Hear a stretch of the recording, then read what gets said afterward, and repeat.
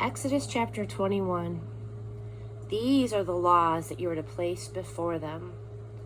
When you buy a Hebrew slave, he will serve 6 years.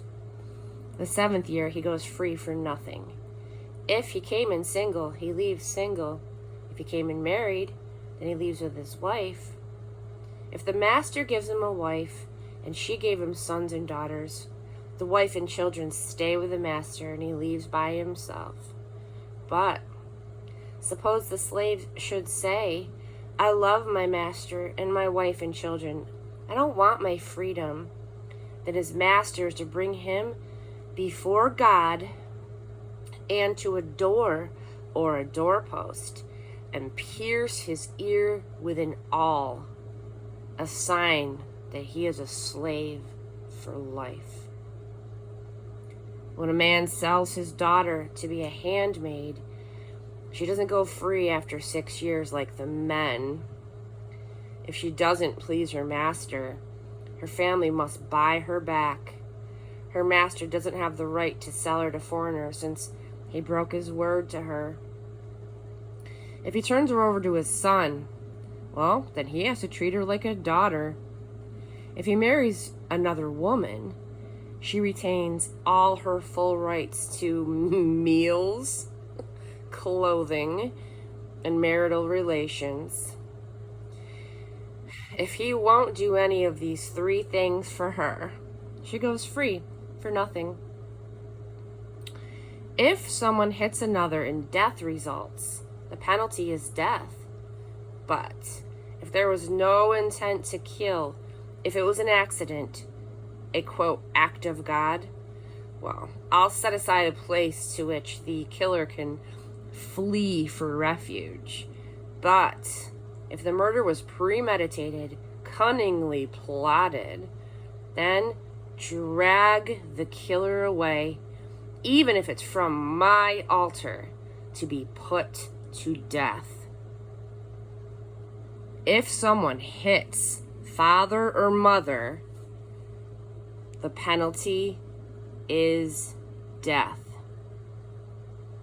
If someone kidnaps a person, the penalty is death, regardless of whether the person has been sold or is still held in possession. If someone curses father or mother, the penalty is death. If a quarrel breaks out and one hits the other with a rock or a fist, and the injured one doesn't die but is confined to bed and then later gets better and can get about on a crutch, then the one who hit him is in the clear, except to pay for the loss of the time and make sure of complete recovery. If a slave owner hits a slave, male or female, with a stick, and the slave dies on the spot, the slave must be avenged. But if the slave survives a day or 2, he's not to be avenged. The slave is the owner's property.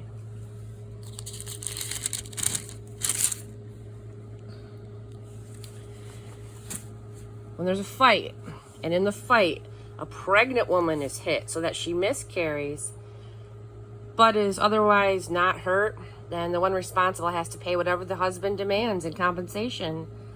But if there is further damage, then you must give life for life.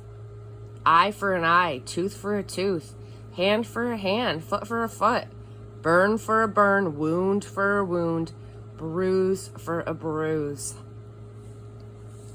If a slave owner hits the eye of a slave or a handmaid and ruins it, well, the owner must let the slave go free because of the eye.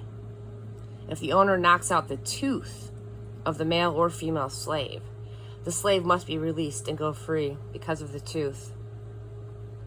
If an ox gores a man or a woman to death, the ox must be stoned.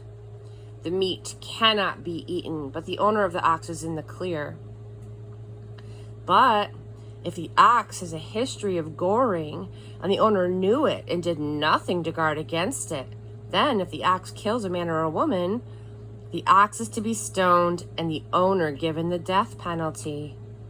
If a ransom is agreed upon instead of death, well, then he must pay it in full as a redemption for his life. If a son or a daughter is gored, the same judgment holds.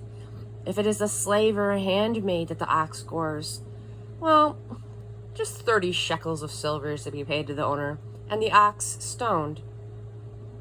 If someone uncovers a cistern or digs a pit and leaves it open, and an ox or a donkey falls into it, the owner of the pit must pay whatever the animal is worth to its owner, but they can keep the dead animal.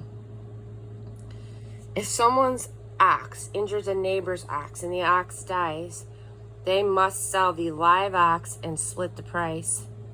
They must also split the dead animal. But if the ox had a history of goring and the owner knew it and did nothing to guard against it, the owner must pay an ox for an ox, but he can keep the dead animal.